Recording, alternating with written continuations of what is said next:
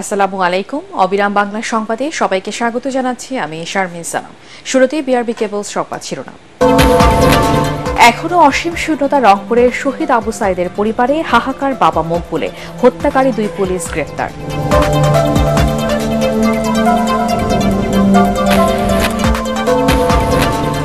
রাষ্ট্রপতির অধ্যাদেশ জারি, বাতিল হল শেখ হাসিনা ও রেহানা সহ বঙ্গবন্ধুর পরিবার সদস্যদের বিশেষ নিরাপত্তা।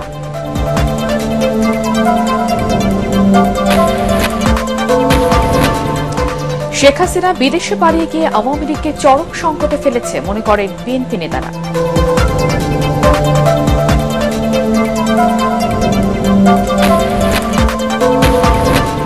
এবং পুরোপুরি বন্ধ হয়ে গেল বড়পুকুরিয়া তাপবিদ্যুৎ কেন্দ্রের উৎপাদন, উত্তরাঞ্চলে লোডশেডিং বাড়ার আশঙ্কা।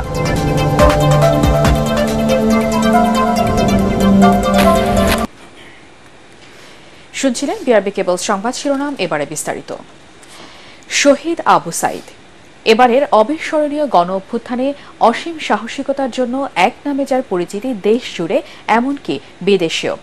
রংপুরে তার গ্রামের বাড়ি কবর জিয়ারতে গেছেন প্রধান উপদেষ্টা ডক্টর ইউনূস সহ অনেকেই, এখনো যাচ্ছেন। কিন্তু দুঃসহ বেদনার কঠিন স্মৃতি আর অসহায়ত্ব যেন কাটছেই না সাইদের পরিবারের। রংপুর থেকে ফিরে আরও জানাচ্ছেন কেরামতুল্লাহ বিপ্লব। পীরগঞ্জ থানা সদর থেকে খুব বেশি দূরে নয় বাবনপুর, মাইল 5। বাইসাইকেলে 30 মিনিট, অটোরিকশায় যাওয়া যায় তারও কম সময়ে। সারা দেশের রাজনৈতিক অরাজনৈতিক অনেকেরই গন্তব্য এখন এই গ্রাম।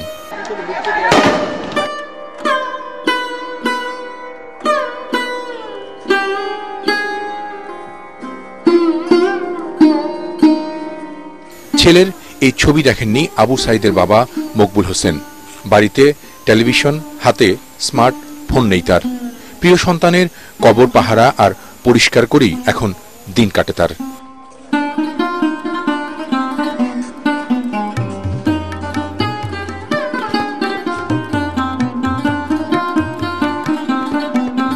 দেশের নানা প্রান্ত থেকে প্রতিদিন অনেক মানুষ আসেন আবু সাইদের কবর দেখতে।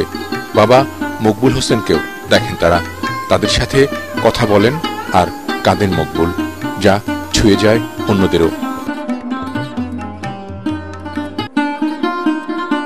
এখনো সামর্থ্যহীন আবু সাইদের পরিবার, উপার্জনক্ষম কেউ নেই। বড় এক ভাই দিনমজুরি করেন, তার সংসারেও দৈন্যতা। আবু সাইদ শহীদ হওয়ার পর বাবনপুরের এ বাড়িতে এসে প্রতিশ্রুতি দিয়েছেন অনেকেই, কিন্তু পরিবারটির সচ্ছল স্বাবলম্বী হওয়ার বন্দোবস্ত এখন হয়নি। 2টি মাটির ঘর নিয়ে আবু সাইদদের বাড়ি, তার চারপাশ ঘিরে সিসি ক্যামেরা বসিয়েছে স্থানীয় প্রশাসন। মোবাইল অ্যাপসে তা পর্যবেক্ষণ করা হচ্ছে। কবরের পাশে আছে গ্রাম পুলিশের পাহারা। গ্রামবাসীরা শুনেছিলেন ঢাকা থেকে আসা কেউ কেউ গ্রামে আবু সাইদের পরিবারকে নতুন বাড়ি করে দেবে। কেউ বলেছিলেন ভাইদের চাকরি দিয়ে পরিবারটির অভাব ঘোচানো হবে। এসবের কিছুই এখনো হয়নি। মকবুল হোসেন অবশ্য তার সন্তানের আত্মত্যাগের বিনিময়ে কিছুই চান না, বরং ছেলে হারিয়েও গর্বে দেশের পরিবর্তনে বেশ খুশি তিনি। যদিও টিউশনির টাকা দিয়ে পরিবারটি চালাতেন শহীদ আবু সাইদ।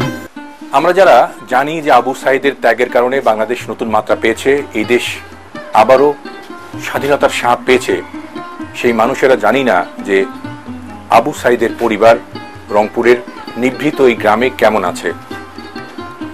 আবু সাইদের বাবা বলছিলেন ছেলেকে হারিয়ে শোক নয়, তিনি নতুন এক মাত্রার স্বাধীনতা পেয়েছেন, জানিয়ে গর্বিত তিনি, এবং তার এই গর্ব যাতে ভবিষ্যতের বাংলাদেশ শান্তিপূর্ণ সমৃদ্ধিশালী হয়।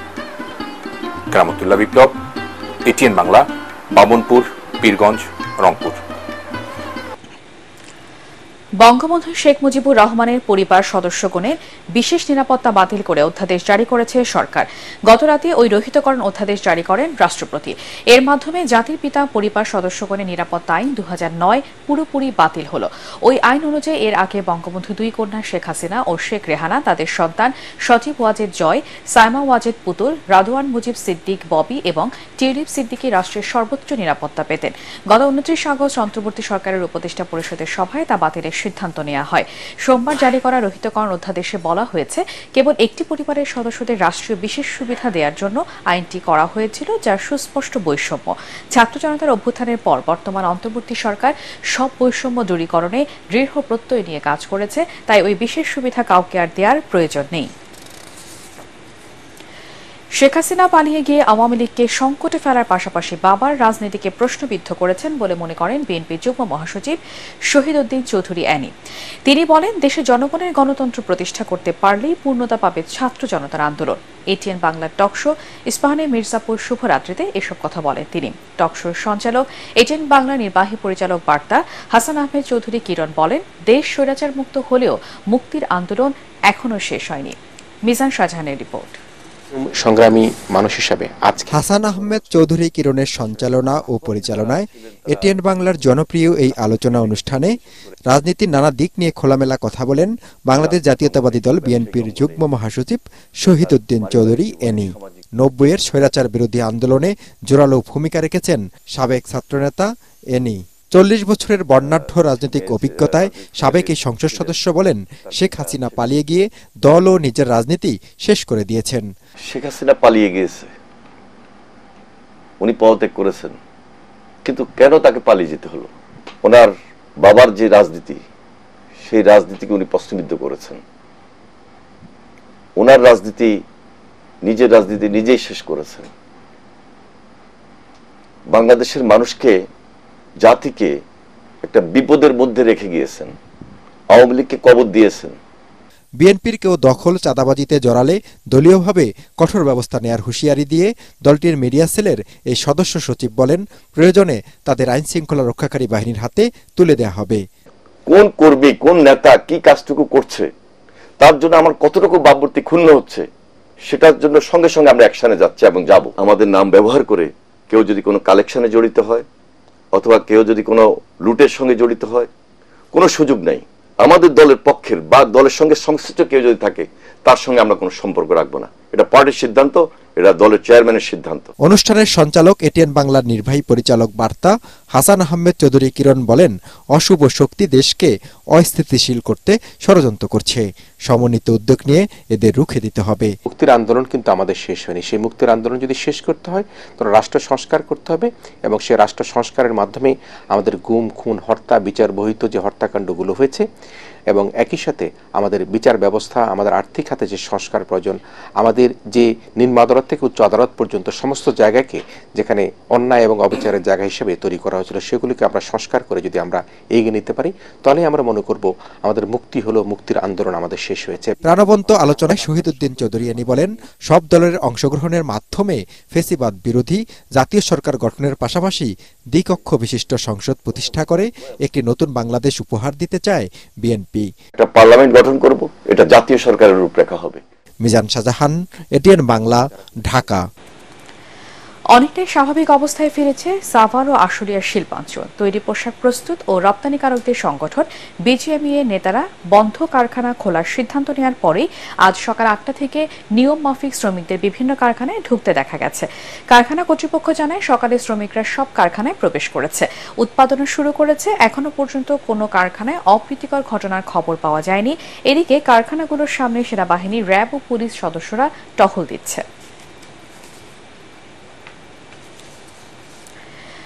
বাংলাদেশ থেকে পাচার হওয়া অর্থ ফিরিয়ে আনতে সহযোগিতা করবে মার্কিন গোয়েন্দা সংস্থা এফবিআই। দুদকের সাথে বৈঠকে এই আশ্বাস দিয়েছে সংস্থাটি। টাকা ফিরিয়ে আনতে বিভিন্ন দেশে চিঠি দেওয়া হচ্ছে বলে জানান দুদকের সচিব খোরশেদা ইয়াসমিন। রিপোর্টে জানাচ্ছেন মাহবুব কবির চপল।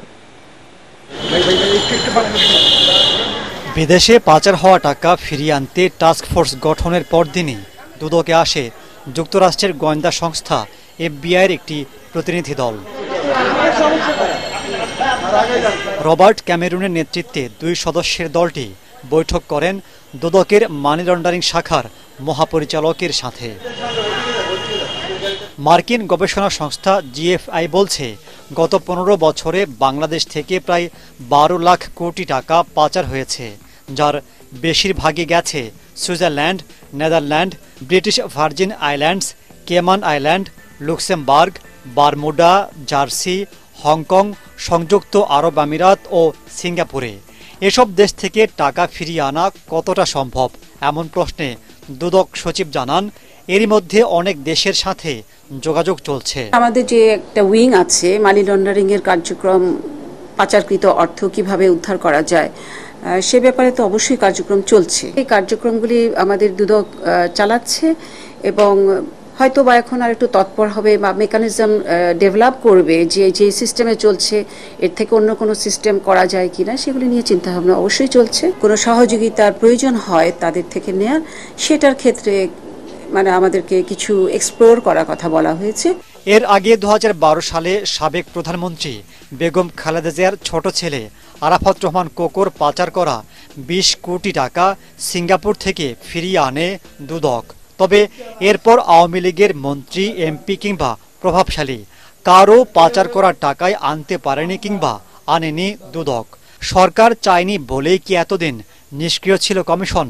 এমন প্রশ্নের জবাব দেন দুদক সচিব। এত বড় প্রতিষ্ঠান কাজ করে যাচ্ছে, কেন ফেল করবে? আপনারা জানেন এই পাচারকৃত অর্থ উদ্ধারের জন্য বিভিন্ন রকম প্রচেষ্টা চলছে, চলমান এটা, এবং আমাদের বিভিন্ন পদ্ধতি রয়েছে। এখানে যেরকম স্বরাষ্ট্র মন্ত্রণালয় আমাদের চিঠি পাঠাতে হয়, সেখান থেকে পররাষ্ট্র মন্ত্রণালয় যায়, পররাষ্ট্র মন্ত্রণালয় থেকে আবার যে সব কান্ট্রিতে পাচার হয়ে থাকে টাকা, সেখান থেকে আবার সংশ্লিষ্ট মিশনে যায়। ওই ফরেন মিনিস্ট্রির মাধ্যমে এটা উদ্ধারের চেষ্টা করে। যেহেতু একটা চেইনের মাধ্যমে কার্যক্রমটা অ্যাডমিনিস্ট্রেটিভ ওয়েতে হচ্ছে, সেক্ষেত্রে একটু সময় ক্ষেপণ হয়ে যায়। অর্থ পাচার ঠেকাতেও দুদক উদ্যোগ নিচ্ছে বলেও জানান তিনি। টাকা যেন পাচার না হয় সেজন্য তো শুধু। মাহবুব কবির চপল, এটিএন বাংলা, ঢাকা। পুরোপুরি বন্ধ হয়ে গেল বড়পুকুরিয়া তাপবিদ্যুৎ কেন্দ্রের উৎপাদন। সোমবার সন্ধ্যা 6:30টার দিকে যান্ত্রিক ত্রুটির কারণে তৃতীয় ইউনিটের উৎপাদন বন্ধ হয়। বিদ্যুৎ কেন্দ্রটি 3টি ইউনিটের মধ্যে প্রথম ও দ্বিতীয় ইউনিট আগে থেকে বন্ধ থাকলেও সচল ছিল তৃতীয় ইউনিটটি। এবার সেটিও বন্ধ হয়ে গেল। এই ইউনিট থেকে প্রতিদিন 200 মেগাওয়াট বিদ্যুৎ জাতীয় গ্রিডে সরবরাহ করা হচ্ছিল। ইউনিটটিতে জ্বালানি তেল সরবরাহের হাইড্রোলিক অয়েল পাম্প নষ্ট হয়ে যাওয়ার কারণে উৎপাদন বন্ধ হয়ে গেছে বলে জানিয়েছে কর্তৃপক্ষ, যা ঠিক করতে 2 সপ্তাহ সময় লাগতে পারে। তৃতীয় ইউনিটের অপর পাম্পটি দীর্ঘদিন ধরেই বন্ধ। ড্রেজার দিয়ে আড়িয়ল বিলে মাটি ভরাট করে জমি দখল হচ্ছে, অথচ পুলিশ ও স্থানীয় প্রশাসন কোনো ব্যবস্থাই নিচ্ছে না। এমন পরিস্থিতি আর বরদাস্ত করা হবে না বলে হুঁশিয়ারি দিয়েছেন পরিবেশ, বন ও জলবায়ু পরিবর্তন ও পানি সম্পদ মন্ত্রণালয়ের উপদেষ্টা সৈয়দা রেজওয়ানা হাসান। মুন্সিগঞ্জে আড়িয়ল বিল সম্পর্কিত উপস্থাপনা ও ব্রিফিংয়ে তিনি হুঁশিয়ারি দেন। সোমবার মুন্সিগঞ্জে শ্রীনগর উপজেলা প্রশাসনের আয়োজনে উপজেলা মিলনায়তনে জেলা প্রশাসক আবু জাফর রিপনের সভাপতিত্বে এই ব্রিফিংয়ে আরও বক্তব্য রাখেন শিল্প, গণপূর্ত ও গৃহায়ন মন্ত্রণালয়ের উপদেষ্টা আদিলুর রহমান খান। এ সময় আদিলুর রহমান খান বাংলাদেশের মানুষকে এই দখলদার ও অবৈধ ভূমিদস্যুদের হাত রক্ষা করতে সবাইকে একযোগে রাষ্ট্র সংস্কারে মনোযোগী হওয়ার আহ্বান জানান। এ সময় উপস্থিত ছিলেন পানি সম্পদ মন্ত্রণালয়ের সচিব নাজমুল আহসান, হাওর ও জলাভূমি অধিদপ্তরের মহাপরিচালক আক্তারুজ্জামান সহ সংশ্লিষ্ট মন্ত্রণালয়ের কর্মকর্তারা। ড্রেজার দিয়ে কারা মাটি ভরছে এটা পুলিশ প্রশাসন, জেলা প্রশাসন, উপজেলা প্রশাসন জানে না, এটা হতে পারে না। আজকে ড্রেজার থাকুক বা না থাকুক, ড্রেজার যেন আড়িয়াল বিলে আর না আসে, আপনি সেই ব্যবস্থা গ্রহণ করবেন এবং আপনি নিয়মিত তদারকি করবেন। ছাত্র জনতার রক্তের বিনিময়ে স্বৈরাচার সরকারের পতন হয়েছে। শহীদদের সেই আত্মদানের প্রেরণাতেই স্বপ্নের বাংলাদেশ প্রতিষ্ঠা পাবে বলে জানিয়েছেন বৈষম্য বিরোধী ছাত্র আন্দোলনের কেন্দ্রীয় সমন্বয়ক নুসরাত তাবাসসুম। দেশজুড়ে চলমান সফরের অংশ হিসেবে সোমবার কুষ্টিয়া পাবলিক লাইব্রেরি মাঠে আয়োজিত ছাত্র নাগরিক মতবিনিময় সভায় তিনি কথা বলেন। এতে আরও উপস্থিত ছিলেন মোহাম্মদ ওয়াহিদুজ্জামান, আকরাম হোসেন রাজ, আশরাফা খাতুন, আবু বকর খান, ফারহানা ফারিনা, মইনুল ইসলাম, বিশ্বজিৎ দত্ত, তৌহিদ ইসলাম শুভ, মোহাম্মদ বাবু খান সহ অন্যান্যরা। এদিকে সুনামগঞ্জ জেলা শিল্পকলা একাডেমির হাসন রাজা মিলনায়তনে বৈষম্য বিরোধী ছাত্র আন্দোলনকে সুসংগঠিত করার লক্ষ্যে কেন্দ্রীয় সমন্বয়ক আসাদুল্লাহ আল গালিফ মতবিনিময় করেন। সুনামগঞ্জের শিক্ষার্থী ইমন দোজা ও ওসমান গনির সঞ্চালনায় সভায় বক্তব্য রাখেন কেন্দ্রীয় সমন্বয়ক হাসিব আল ইসলাম, সিলেট শাহজালাল বিজ্ঞান ও প্রযুক্তি বিশ্ববিদ্যালয়ের সমন্বয়ক আবু সালেহ নাসিম ও দেলোয়ার হোসেন শিশির। একসময় দেশের প্রধান অর্থকরী ফসল ছিল সোনালী আঁশ পাট। দিন দিন দাম কমে যাওয়ায় পাট চাষে অনীহা এসেছে ঝিনাইদহের কৃষকদের মাঝে। এবছর খরা সহ নানা কারণে এর ফলন বিপর্যয় হয়েছে, বাজারেও নেই কাঙ্ক্ষিত মূল্য। ঝিনাইদহ প্রতিনিধি নিজাম জোয়ারদার বাবলু রিপোর্ট, জানাচ্ছেন আশিকুর রহমান। পাট জাগ দেয়া থেকে শুরু করে শুকানো নিয়ে ব্যস্ত সময় পার করছেন ঝিনাইদহের চাষিরা। খরা ও আবহাওয়া অনুকূলে না থাকায় বিপর্যয় ঘটেছে ফলনে। অন্যান্য বছরের তুলনায় বীজ বপন থেকে শুরু করে বিক্রয় পর্যন্ত খরচ হয়েছে বেশি। বর্তমান বাজার দরে পাট বিক্রি করে লোকসানের মুখে পড়ছেন চাষিরা।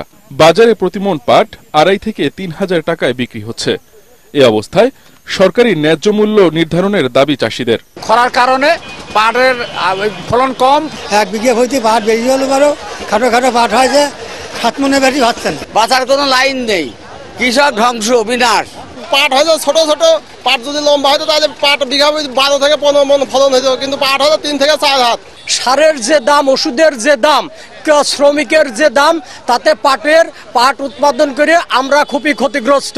অন্যদিকে প্লাস্টিকের ব্যবহার কমানো ও পাটজাত পণ্যের ব্যবহার বাড়ানোর পাশাপাশি বিদেশে পাট রপ্তানির ব্যবস্থা নেয়ার দাবি জানিয়েছেন ব্যবসায়ীরা। যদি পাটের দাম বাড়তো তাহলে কৃষক বাঁচত, আমরাও বাঁচতাম। পাট চাষে বিভিন্ন কারিগরি পরামর্শ দিচ্ছে কৃষি বিভাগ। তাদের মতে সরকারিভাবে পাট কেনা শুরু হলে কৃষকরা ক্ষতি পুষিয়ে নিতে পারবেন। সরকার একটা বিভিন্ন সিস্টেমের মাধ্যমে পাট ক্রয় করে ইতিমধ্যে সরকারিভাবে পাট ক্রয় শুরু হবে। আশা করা যায় যে তারা তাদের ন্যায্য মূল্য পাবে এবং তাদের যে ক্ষতি সেটা পুষিয়ে উঠতে সক্ষম হবে। কৃষি বিভাগের তথ্য মতে জেলায় 22,500 হেক্টরের বেশি জমিতে পাট চাষে লক্ষ্যমাত্রা ধরা হয়েছিল। চাষ হয়েছে 21,446 হেক্টর জমিতে, আর প্রতি বিঘায় ফলন হয়েছে 8 থেকে 10 মণ। Bureau report, ATN Bangla. যশোরে বেনাপোল স্থলবন্দর দিয়ে ভারত থেকে এলো 13,910 কেজি মুরগির ডিম। বেনাপোল কাস্টমসের চেকপোস্ট কার্গো শাখার রাজস্ব কর্মকর্তা মাসুদুর রহমান বিষয়টি নিশ্চিত করেছেন। পরীক্ষা নিরীক্ষা শেষে সোমবার বিকেলে ডিমগুলো বন্দর ছেড়ে গেছে। সব শুল্ক দিয়ে প্রতিটি ডিমের আমদানি মূল্য পড়েছে 7 টাকা। ডিমের আমদানিকারক প্রতিষ্ঠান ঢাকার হাইড্রোল্যান্ড সলিউশন, আর রপ্তানি করেছে ভারতের শ্রীলক্ষ্মী এন্টারপ্রাইজ নামের একটি প্রতিষ্ঠান। এর আগে একই পথে 2023 সালের 5 নভেম্বর 61,950 পিস মুরগির ডিম আমদানি করা হয়। এবারে পার্টেক্স খেলার খবর।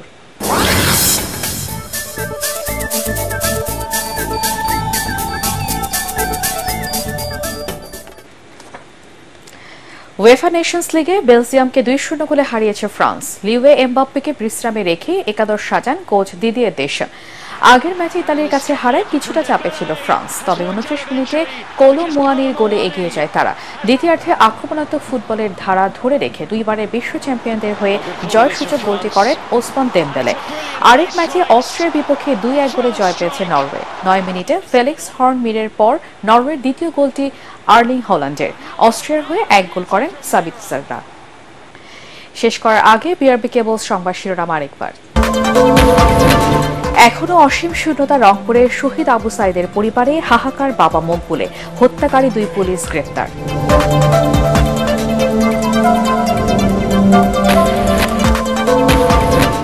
রাষ্ট্রপতির অধ্যাদেশ জারি, বাতিল হল শেখ হাসিনা ও রেহানা সহ বঙ্গবন্ধুর পরিবার সদস্যদের বিশেষ নিরাপত্তা।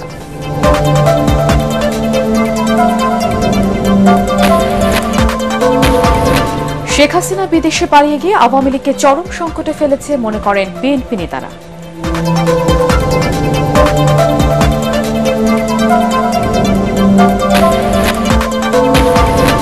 এবং পুরোপুরি বন্ধ হয়ে গেল বড়পুকুরিয়া তাপবিদ্যুৎ কেন্দ্রের উৎপাদন, উত্তরাঞ্চলে লোডশেডিং বাড়ার আশঙ্কা।